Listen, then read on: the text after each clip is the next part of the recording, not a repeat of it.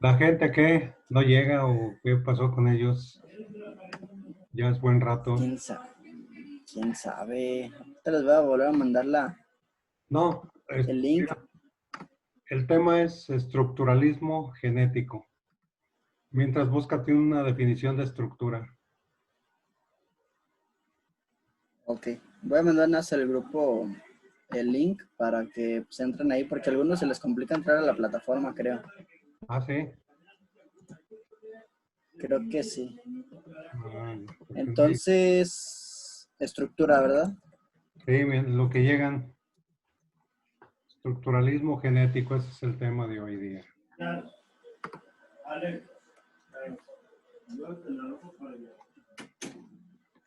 Está mi...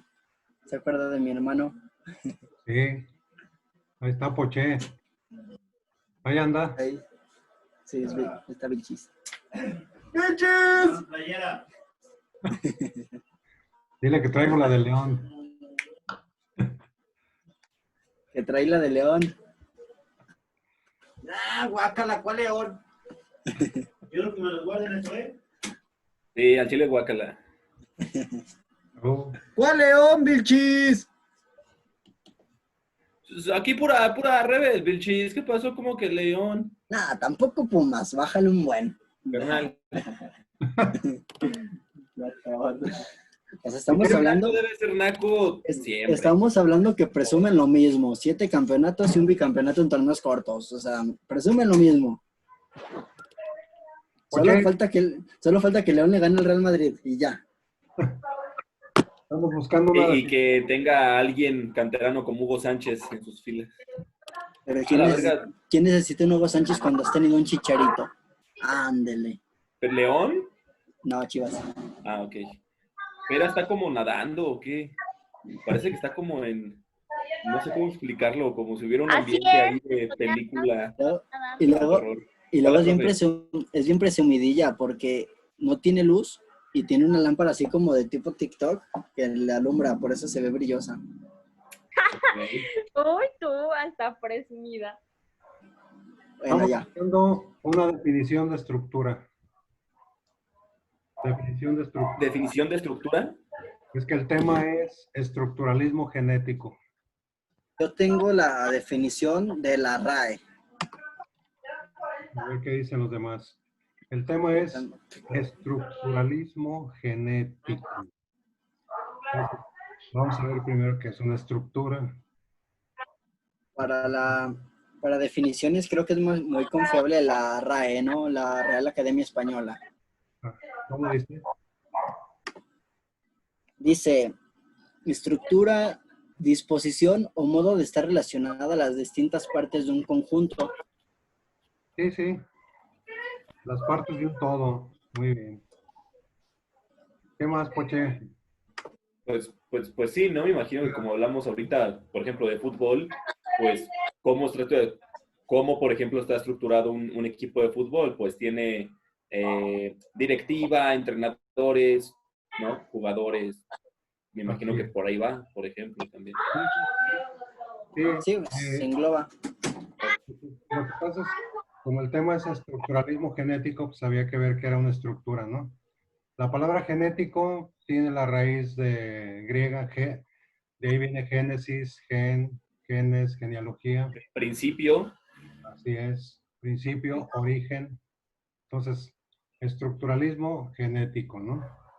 Esto va encadenado en la literatura porque hay una corriente que se llama así, en la que dice que un autor, uno, no es capaz de elaborar, desarrollar todo un movimiento artístico, sino que un movimiento artístico no es más que la conjunción de ideas y trabajos de varias personas en un marco histórico determinado, ¿no? O sea que no es cierto que nada más uno es el que desarrolla un movimiento, sino hay toda una secuencia de participantes y al final se pierden. Lo que queda es el movimiento ahí. O sea, claro. en un dado momento se pierde su individualidad. Entonces, vamos a iniciar, vamos a leer un puntito y lo vamos explicando, ¿sale? Ok. El tema se llama estructuralismo genético. Dice, fíjense bien, es el carácter colectivo de la creación literaria. Proviene del hecho de que las estructuras del universo, o sea, un todo, son homólogas a las estructuras mentales de ciertos grupos sociales. ¿Qué quiere decir esto? Que hay Homóloga. literatura que provienen de grupos sociales, no nada más de uno. Por ejemplo, la literatura socialista. Ahí englobo a varios y no nada más estoy definiendo la literatura socialista en función de uno solo, sino de toda una secuencia de autores. No sé si me explique. Sí, sí, sí. Sí, es un grupo. Sí, sí, sí. Es como la... Como el movimiento, ya lo habíamos hablado, pero usted me lo había comentado, el movimiento que se hizo en Estados Unidos con William Burroughs y compañía, Ajá. que fue como de, tiene un nombre, no sé cómo exactamente la palabra, pero que lograron como revolucionar la literatura a un punto más grosero, más burdo, más real, digámoslo así. Claro que sí. Ahora, Y tiene un nombre ese movimiento, pero no me acuerdo cómo se llama. sí, son puros escritores de aquellos, Bukowski y toda esa gente, Ajá. ¿no? Pero tienen antecedentes como todo, ¿no? Ok. El de Manhattan Transfer, un librazo también, John Dos Pasos, Henry John Doe. Miller, Philip Roth, son gente que dejó antecedentes para llegar a este tipo de literatura, ¿no? Ahora, en psicología hay una parte de un señor que se llama Carl Gustav Jung, donde habla del inconsciente colectivo. Dice que palabras más, palabras menos, no soy psicólogo, pero que el conocimiento que produce un ser humano está ahí, vigente, no muere, no termina, no, no se evapora. Entonces, que el ser humano en un dado momento puede conectar su antena y absorber parte o algún tipo de conocimiento que se fue generando a través de la historia y que ahí está. Entonces, cuando hay una conexión individual con ese inconsciente colectivo, se puede absorber, se puede aprender, ¿no? Así también en el estructuralismo genético. No es un individuo el que produce las obras de un determinado momento histórico, sino un grupo social. Es como si yo digo, el movimiento del 68 literario. No nada más es Elena Poniatowska, sino es todo un grupo de gente que configuró y diseñó una literatura con base a ese tipo de movimientos, o en este caso el 68. Es decir, no lo podemos conceptualizar nada más en un solo personaje, sino es un grupo social, de acuerdo a Luciano Goldman, judío, eh, que es el que habla del universo, en donde las obras literarias caen en un grupo social, no en un individuo como tal. Nada más que primer ruedo, el inconsciente colectivo. Es que aquí hay un psicólogo, Poche. Ah, ok. Ok, ok. Adelante, profesor. Estamos hablando del estructuralismo genético.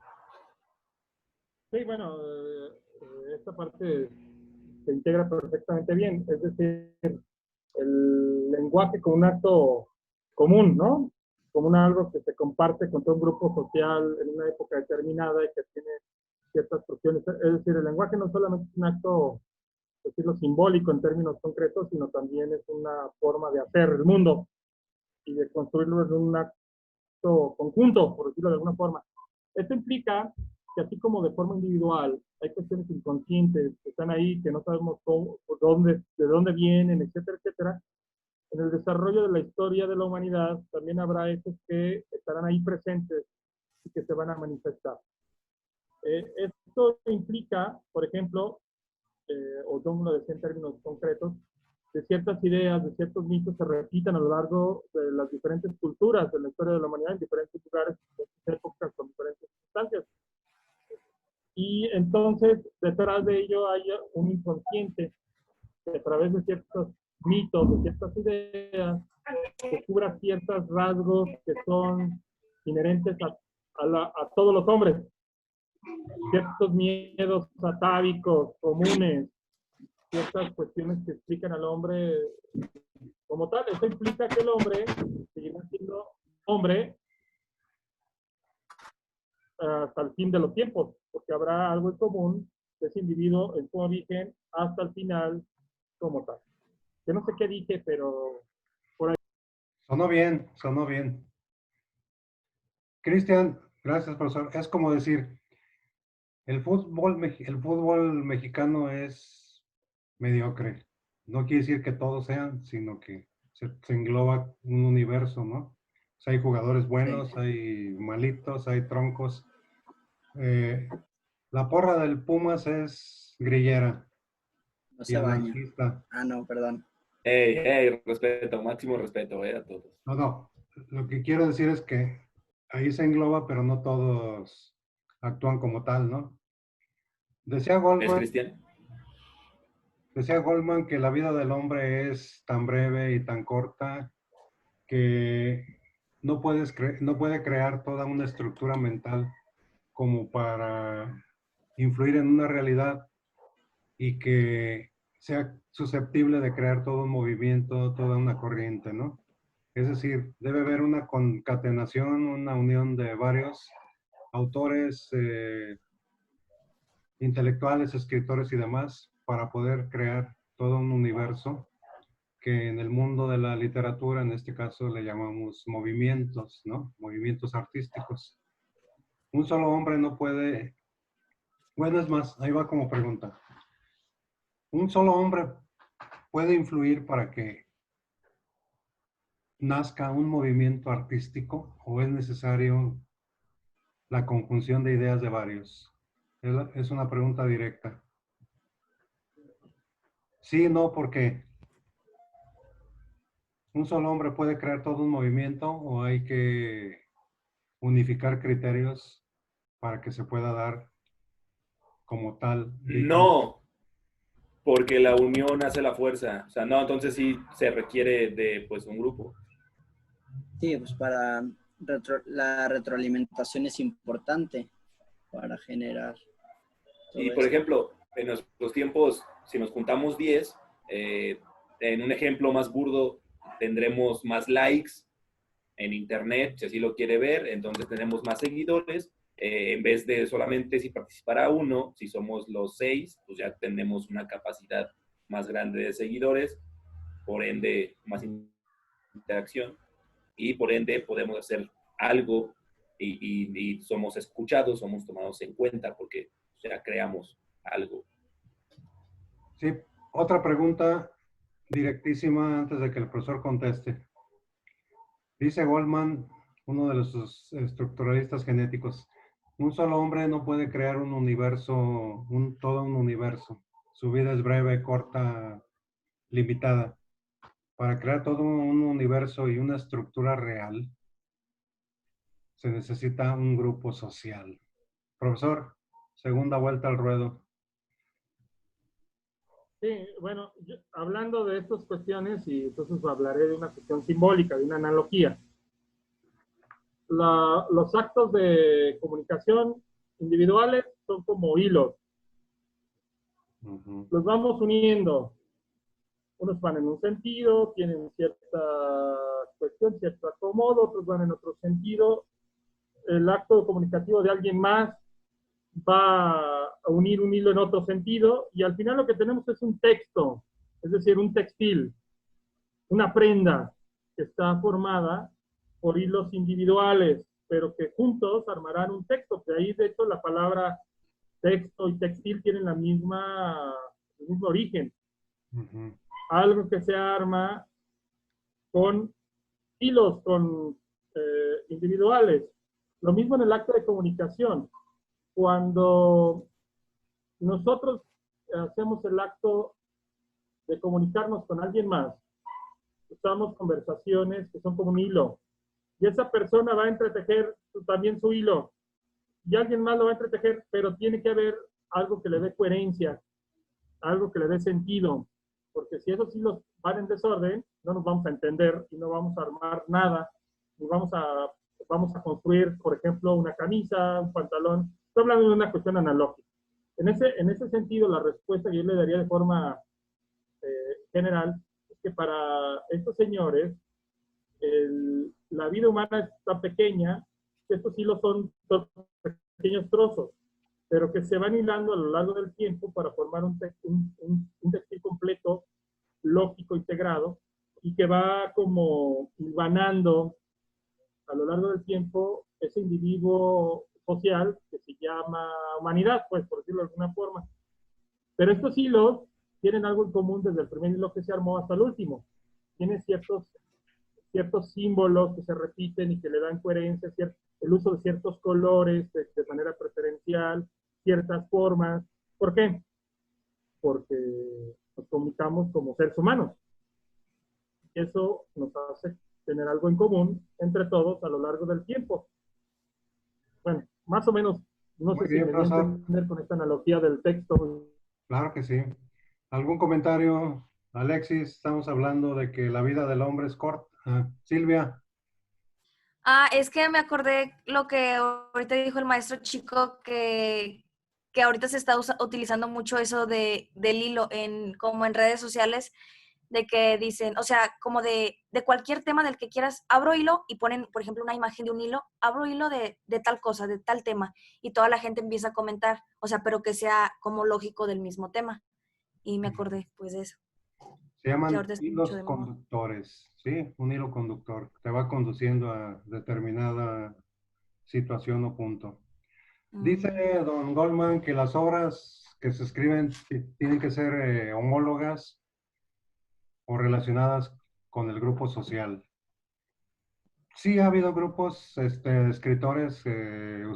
Poché, ahorita hablaste de William Burroughs, toda esa gente con sus características, ¿no?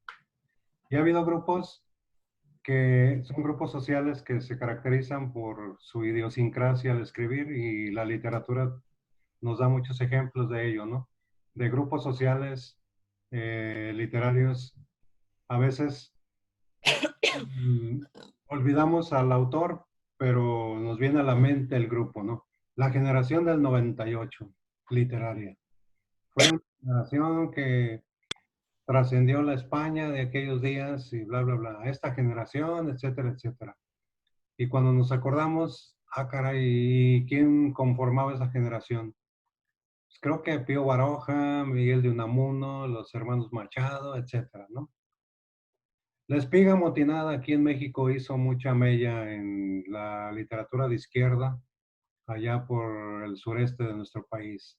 Esa espiga motinada puso en jaque en un dado momento las estructuras del gobierno. La generación del 27 emanó de las protestas contra la dictadura franquista y de Sanjurjo, y la España de la derecha se vio frenada por algunas ideas de la generación del 27, ¿no? Ahí estamos englobando el universo de una literatura que se mueve en una época X, conformada por un grupo social, ¿no? Los poetas malditos marcaron la pauta para salirse de la línea de la literatura romántica y crearon una forma de escribir extremista. Estos poetas malditos escribían tal y tal y tal y tal, ¿no? Entonces vamos englobando un universo, una estructura mental con una estructura de un grupo social, y dice Goldman que son homólogas. María Bravo, ¿qué opinas de eso? ¿No me oye, María Bravo? María Bravo suena como a nombre de escritora, ¿no? Mexicana de los años 20. Ahí dice María Bravo. O Rosario Castellanos, o Pita. Janet. No escucha. Alexis. Que a lo mejor la ponen en el billete de 2,000 pesos, profe, ¿vio eso? Alexis, a Rosario Castellanos. Va a haber billetes de 2000. Un billete de 2000 que de un lado un murciélago, del otro lado Rosario Castellanos. Quieren ponerlos. ¿Quién dijo? El año pasado cuando quitaron la Sor Juanita, se filtró también como ese billete. bueno, dice Goldman que los verdaderos sujetos de la creación cultural son los grupos sociales, lo que decíamos ahorita. ¿Será capaz un individuo de revolucionar un entorno, un momento literario, histórico? ¿O es necesario un grupo social para que se dé un cambio? Es la pregunta al aire. ¿Se requiere de un solo individuo o un grupo social como tal? Hitler, Pues un grupo social. a ver, dale, Silvia, dale. No sé qué busca, pero Pues sí, un grupo social, porque si no, pues no se podría hacer. muy profundo, muy bien. Yo creo Cristian, que sí se necesita un grupo, porque aunque la iniciativa sea individual, para que algo cambie necesita una respuesta de un grupo de personas. Si es solamente un cambio individual, hasta se podría ver como que se está haciendo algo raro, no un cambio. sí. Alexis, ¿ya te conectaste o andas fuera de órbita? No, aquí estoy. Es más fácil, yo creo, ¿no? Que un grupo de personas armen como más una revolución que a lo mejor solamente una persona, a menos que esa persona tenga como un poder muy, muy grande, ¿no? Más o menos. Sí. Aquí entran en juego las ideologías, ¿no? Las ideologías como grupos sociales. ¿Hitler solo pudo hacer lo que realizó o se necesitó un grupo social? Esa es la pregunta. Profesor Chico, necesitamos tu opinión.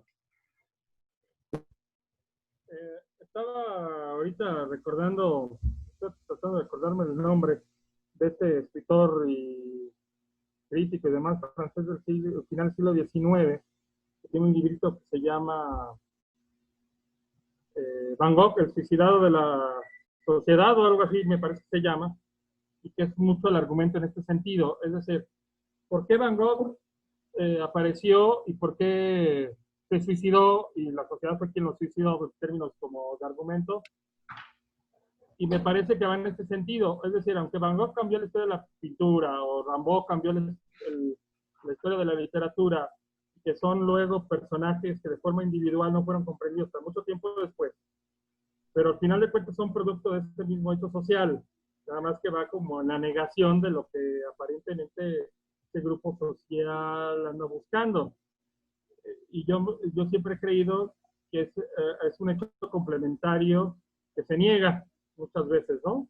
El lado a veces oscuro o el lado que complementa lo que aparentemente se marca como paradigma o modelo a seguir por una estructura social. Y en este sentido son necesarios estas cuestiones individuales, pero realmente tanto el producto como el resultado o el antecedente y el producto de esto es una cuestión social, están insertos, porque no podríamos entender a Rimbaud y toda la irreverencia y toda la libertad en la poesía, la frescura, las nuevas metáforas y todos los cambios que supuso sin esa poesía del siglo XIX, final del siglo XIX, muy acartonada, muy llevada por académicos solamente, como que necesitaba un hecho que reforzara esa misma idea, como negándola. Y entonces, en ese sentido, creo que las cuestiones individuales ayudan mucho a entender en un contexto determinado de dónde vienen. Es decir, creo, como lo están diciendo, nada más estoy viendo un aspecto diferente, que está enmarcado en una cuestión social, aunque sea un acto aparentemente individual, contradictorio, subversivo, que busque romper, destrozar, pues viene de ahí mismo. Sí, aparte, gracias, profesor. Lo de Goldman, de los creadores del Círculo de Praga y estos lingüistas estructuralistas, habla de ideologías, es que él era marxista. Entonces, para esos días estaba muy en boga la literatura comunista o socialista y, por ejemplo, en la Rusia y en otros países socialistas, todo lo que no tuviese un contenido de esta ideología era considerado decadente, burgués, insultante inclusive. Entonces, en ese sentido, se mueve Goldman de que hay una literatura hecha por un grupo social. Es decir, ahí no cuenta Gorky, por decirlo así, Dostoyevsky, sino una literatura socialista. Y el que no encaje en ese lineamiento estaba fuera de la jugada. Y lo hemos visto, ¿no? Por ejemplo, que decía Stalin que que no querían bombas atómicas porque era ciencia judía, cosas así, ¿no? Una ideología muy marcada en tanto que el momento histórico influía. En esos días mucha gente se forjó el socialismo como un paraíso y fuera de él no existía algo bueno, digno, y la palabra socialista sonaba como una panacea a la solución de muchos problemas que había traído el capitalismo arrastrándolos desde la revolución industrial. Entonces había que darle la vuelta al mundo en cuestión ideológica. Surgen estos escritores que hacen un cuerpo compacto bajo el rubro de la literatura socialista, entendiendo pues, que es una ideología, no la izquierda. Y fuera de ella no había algo digno de comentarios, comentarios. Muy bien, ¿qué más? Yo me quedé con algo que dijo Alexis, profe, ahorita que le tocó participar. ¿Qué tal si este personaje, este individuo, un solo individuo, es tan relevante y es tan poderoso que logra cambiar la forma de pensar de varias personas creando un grupo, como por ejemplo este hindú que se vino a Estados Unidos en los 90s, 80s, Osho, se llama, que hizo como su ideología y así. O sea, creo que, no sé, Saavedra, por ejemplo, que hizo el Quijote, también creo que pues fue una sola persona y logró cambiar varias formas de pensar. No es si tal cual crear un grupo radical, un grupo literario, pero un movimiento, pues, pero sí hay casos, ¿no? En particular que sí logran eso. Pero, ¿Saavedra se forjó solo o detrás de él hay, qué hay? O sea, es una unidad. Bueno, es que así, si lo pone así, pues sí, cierto. Acuérdate que todos somos mestizos de todos, ¿no? Todos nos influimos y somos influibles. O sea, no hay cuestiones puras. Es como los movimientos artísticos. No terminan de tajo y ya empieza el otro, ¿no? Hay movimientos artísticos que se juntan, uno va terminando mientras el otro ya va germinando y a veces se confunden, pero ya el tiempo los va definiendo, pero hay un momento en que se pueden entrelazar y todos tenemos antecedentes, ¿no? De todos, o sea, en el mundo de la ciencia, de la literatura, es la continuidad, la continuidad. ¿No es así, profesor? Sí, y bajo estas cuestiones, los seres humanos nos movemos bajo paradigmas, bajo modelos. Estos paradigmas o modelos son las formas que nos permiten relacionarnos en una situación, en un contexto determinado. Es decir, los seres humanos somos seres que por naturaleza buscamos actuarnos, buscamos entendernos y entender a los demás en un aquí y una ahora. Y eso a veces no nos permite ver más allá, porque lo voy a poner en términos así, como hace rato hablaba de estas cuestiones de los grandes genios, que de cierta forma son desadaptados, que estos paradigmas están rotos para ellos de alguna forma, y entonces permiten ver otras cosas, otros paradigmas, o ir planteando la posibilidad de otras ideas, de otras estructuras, como posibilidad de ver algo diferente en la realidad, porque los que estamos adaptados, bueno, si es que ese concepto existe, luego no vemos cosas que nos impiden ver más allá de nuestra nariz, porque estamos tan habituados al aquí y el ahora, que entender otras cosas de una forma diferente, pues no, es como si estuviéramos miopes, ideológicamente hablando, o contextualizados bajo una cierta forma. Y me parece que es una forma, ya hablando desde este concepto muy, desde la genética lingüística, implicará un proceso de adaptación. Es decir, el lenguaje mismo nos ayuda a adaptarnos, a vivir en un momento determinado, porque si no, seríamos extraños en nuestro propio mundo, ¿no? Social. Así es. Muy bien, profesor. Pregunta directa que hace Luciano Goldman. A ver, ahora sí participemos. ¿Cuál es el papel del escritor en la sociedad? O sea, obviamente en el momento histórico que le tocó vivir.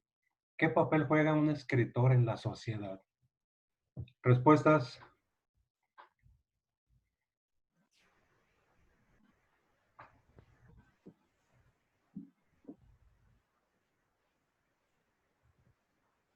¿Qué papel juega? Comunicar. Ya. Sí, ser Ahí está, no, ya gané. Ya. Pues el escritor. es el encargado de, en base a algo, un escrito, pues contar su versión de la historia de los hechos que pasaron en su momento. Muy bien. ¿Qué más? ¿Qué papel juega un escritor en la sociedad? Janet, ¿sí escuchas? Sí, pues sostener, como dice mi compañero, cada quien va haciendo una historia y creo que la tiene que sostener. Tiene que reconocer lo que escribió y lo que no dentro de la historia o reporte que haya hecho. Ok. ¿Y Alexis qué dice? ¿Nada más está ahí el escritor o...? Acuérdate de García Márquez, tu ídolo. No sé, pues es que puede dar su punto de vista, pero a lo mejor hay mucha gente no puede compartir. Es cuestión como de qué lado están enfocados, ¿no? ¿Qué es lo que piensa pues todos? Pero pues hay personas que a lo mejor no les va a gustar el punto de vista del escritor, o van a estar en contra, o lo van a apoyar. Bueno, pero creo que eso es lo de menos. El escritor lo hace para poder proyectar su presente, ¿no? Ya que le gusta a cada quien, pues ya es cosa de cada uno, pero el transmitir lo que está sucediendo en tu presente pues es lo mejor. Por ejemplo, hoy estaba escuchando unos chavos que tienen un podcast, los Leyendas Legendarias, que tienen el Dolo, otro podcast, hablaban de una guerra que hubo en Estados Unidos contra las ardillas en el año 1700. Ajá. Y gracias a escritores es que sabemos eso. Escritores se plasmaron cómo fueron escritores británicos que estaban en las colonias, empezaron a escribir que las ardillas los atacaban y que se usaron tantos armamentos y que se robaban tanta comida y que a los niños les pagaban por matarlas y esas cosas, hoy en día las sabemos gracias a escritores. Al final de cuentas, pues el escritor cuenta su versión de la historia. Bueno, sí, ahí ya es. Profesor. Bueno, pero yo creo que ahí en ese sentido no sería la palabra adecuada bajo el argumento de Goldman de que cuenta la versión de la historia. No, cuenta la versión de su grupo social del cual sale el escritor. Es decir, el escritor representa a ese momento histórico, a ese grupo social. Por lo tanto, si en este momento, lo voy a poner como yo lo entiendo, si en este momento vivimos en una sociedad capitalista, el escritor debería de representar en su novela, en su cuento, en su poesía, los problemas actuales que representa este mundo capitalista, para que de esa forma, a través de su voz, se haga consciente, y otra vez regresando a John, se haga consciente lo inconsciente colectivo, denunciar lo que está ahí, que de otra forma no tendría voz. Es decir, el escritor o los individuos podrán hacer consciente lo que es inconsciente de forma colectiva, es decir, ponerle nombre a lo que está ahí que no entendemos. Por lo tanto, decir que en este momento estamos llenos de supersticiones que están representadas en muchas historias de terror, zombies, fantasmas, vampiros, y que estos símbolos, realmente estos monstruos, no son actuales, nos acompañan de toda la historia de la humanidad con diferentes matices. Y en ese momento, cuando alguien entiende esto, la labor del escritor ha tenido sentido, pero no por un hecho individual, sino por un hecho colectivo, lo cual será atacado por otras escuelas que seguramente ya el profesor... Muy bien. Silvia, ¿ya tienes tu avatar? No, ¿Por qué? pues no tengo chance. Avatarca, diría Peñaflower. Avatarca. ¿Usted ya lo hizo, profe? El crítico, ¿qué papel juega el crítico en el mundo estructuralista de Goldman? ¿El crítico qué? ¿Para qué es o qué? Un crítico literario. ¿Sí sirve, no sirve? ¿Se Pues justifica? establecer bases de lo que es algo bueno, de literatura buena, literatura mala, bajo de estándares. Es simplemente eso, ¿no? Poner Hay estándares una de calidad. hay una frase que circula que dice que un crítico es un artista fracasado. ¿Será? ¿Será o para que Mal estoy... Digamos pagado que sí, ¿no? en algunas ocasiones puede ser que sí, porque al que, no sé, él lo intentó y al no poder, a lo mejor quiere, pues que depende, si hace Pero para hacer, crítica es que o critica, o sea, es para como ser un crítico, por diferente. ejemplo, un juez, pues es porque es un profesional en la materia. Entonces, pues no es un fracasado, sino es alguien que tiene sabiduría para este ramo. Pero, profesor, ¿un crítico qué? Bueno, un crítico es el que va a ser consciente lo que el escritor ya está ahí representando. En el momento que alguien dice, la visión del Quijote es representar el mundo moderno a partir de la racionalidad y la crítica que de ello suscita, y cómo recordarnos que la locura siempre está presente, en un momento en donde la racionalidad está emergiendo, pues lo hace un crítico. Eso no lo dijo Cervantes de forma directa. Y entonces es una especie de explicación del mundo real con el mundo literario, y un crítico se encarga de hacer el puente. Entonces el papel de los críticos bajo esta forma de ver se vuelve importante. Son como los traductores de alguna forma de las obras literarias, que logran como explicar la analogía, explicar que el bicho que se convirtió Gregorio Samsa representa, ¿no? Un montón de cosas, bla, bla, bla. Eso lo hace un crítico, eso no lo hizo Kafka. No, no. ¿Y qué representaba este bicho, etcétera, etcétera, ¿no? Entonces, por razones de tiempo... Metamorfosis. Ajá. ¿Cuál? No, nada. Sí, pero continúe. Hay una palabra ahí que me suena ruidosa del inconsciente colectivo. Esa entra en el mundo de la psicología de Carl Gustav Jung. Nada más que me gustaría que en la siguiente sesión, si puede el profesor Chico nos explique, es que como entra en su campo de la psicología, a no ser que tenga una breve ahorita introducción al respecto, profesor, de lo que es el inconsciente colectivo. Bueno, el inconsciente colectivo son todas estas instintos, tabúes, hechos que se van mostrando a lo largo de la historia de la humanidad y que van a seguir estando presentes. Así como hay una historia individual matizada por un hecho biológico, un hecho genético, impulsos, instintos que marcan cierto sentido a la vida y que la cultura ha suprimido, así también lo hay dentro de la historia de la humanidad. Y estos instintos, etcétera, luego se aparecen en formas simbólicas representadas. Entonces, estos miedos, estos prejuicios o estas ideas, como no pueden, el inconsciente no tiene no hay forma de explicarlo, lo que se hace es a través de un símbolo.